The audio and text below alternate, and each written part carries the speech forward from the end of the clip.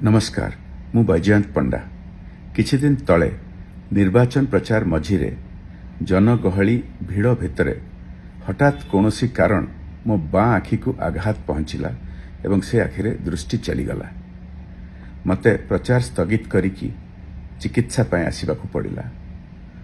सबु टेस्टिंग हैला परे डॉक्टर माने कहिले तुरंत ऑपरेशन करिबाकू पड़िबो, नचेत सबु दिन पाई दृष्टि न फेरिबार आशंका रहिछि।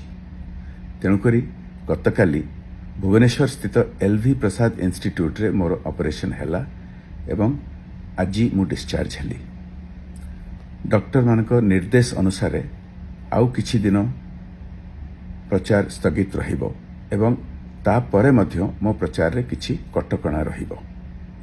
एहा आगुरु प्रचार रे तुलसी क्षेत्र सारा अनेक कार्यकर्ता बैठक एवं जनसभा माध्यम रे मु हजार हजार लोकों को भेटी सारी एवं 4टी बड़ रोड शो माध्यम रे अनेक एरिया कवर करी सारी, किंतु आ बहुत जगह को जीवार अच्छी, आ बहुत लोकों को भेटिबार अच्छी।